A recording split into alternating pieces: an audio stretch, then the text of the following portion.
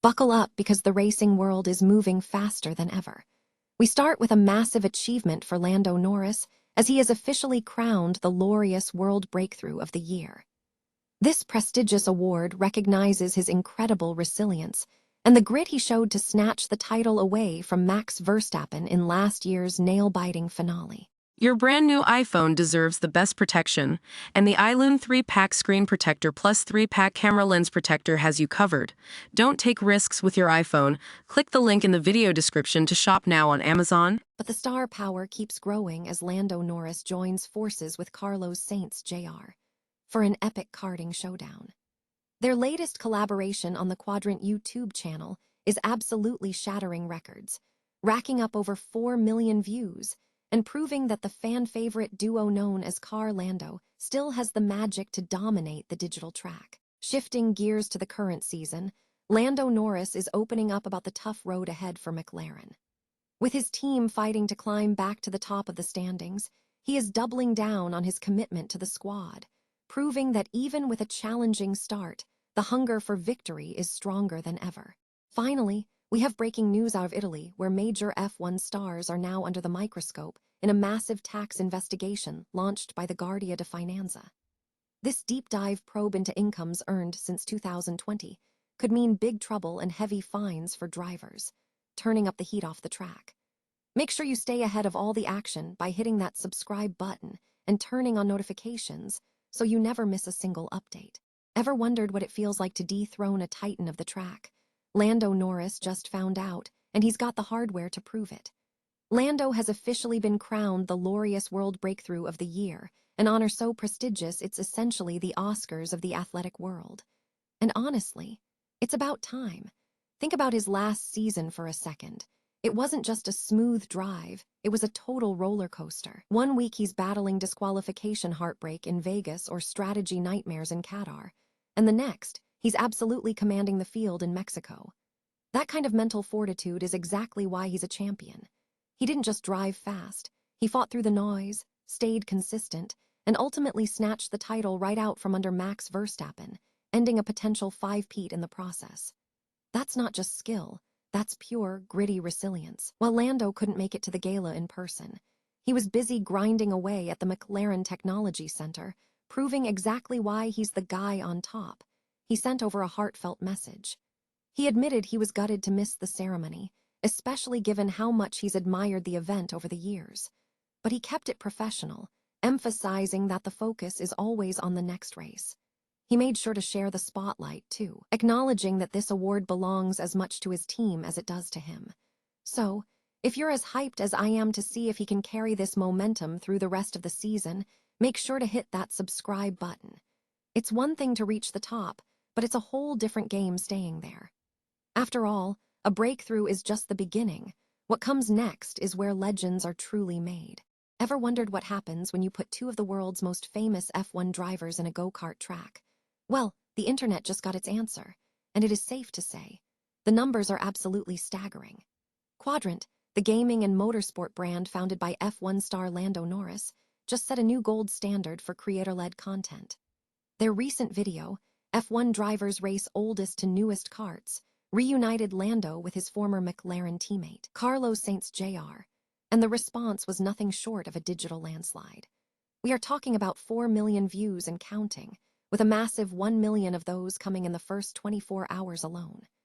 It is the kind of engagement that makes even the biggest legacy media outlets jealous. To celebrate the 100th anniversary of karting, the duo put everything from 1959 vintage rides to modern-day machines to the test. The highlight? Lando Norris absolutely shredded the track, clocking a 49-second lap to edge out Sainz in a display of pure competitive chemistry that fans, who affectionately call them Car Lando, could not get enough of. But the strategy here goes way beyond just a fun day at the track.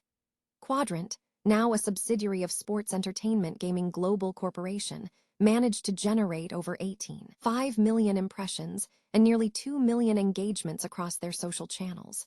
That one selfie of the pair, it pulled in over 900,000 likes. It is a masterclass in how to bridge the gap between high-octane motorsport and lifestyle entertainment. This isn't a one-off stroke of luck, either.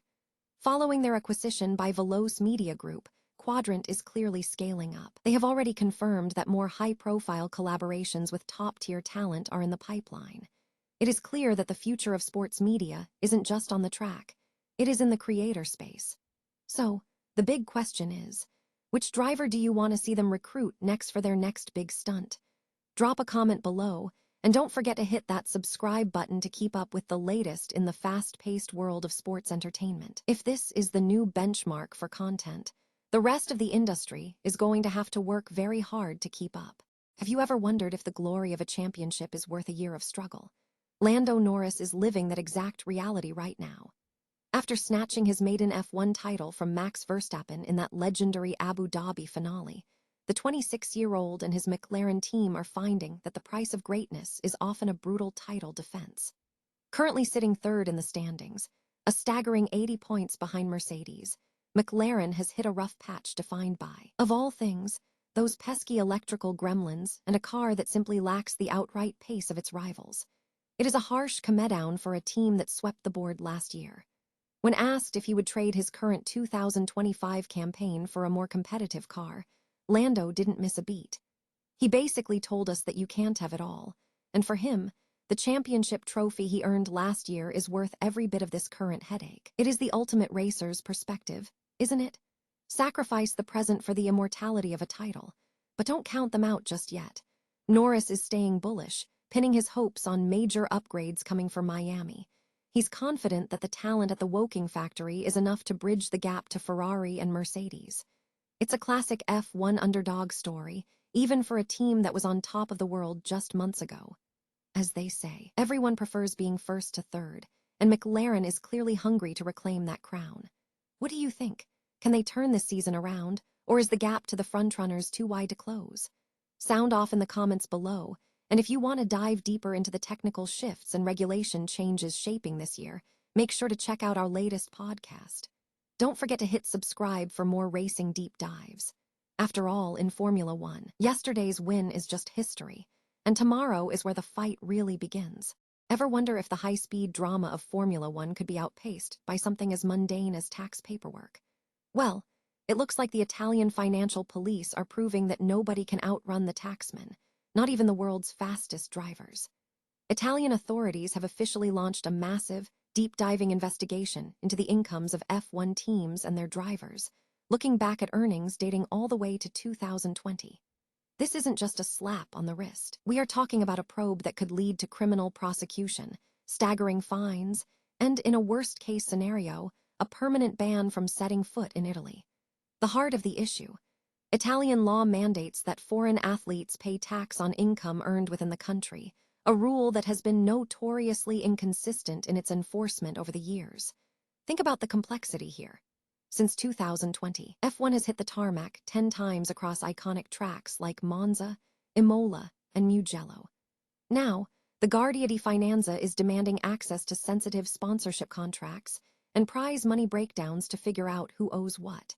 It is a logistical nightmare for teams, especially when you consider how global and fragmented F1 income really is.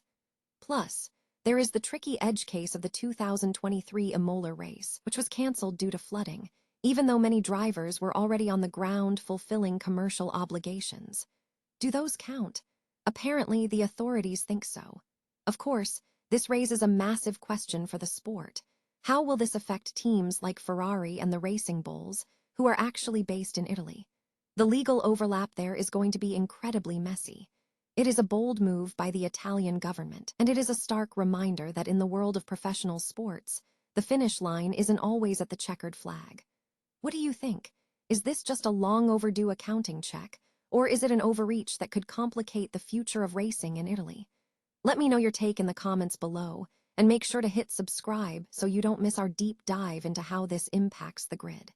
If they can't balance the books, the next race in Monza might have a lot more tension than just what happens on the track.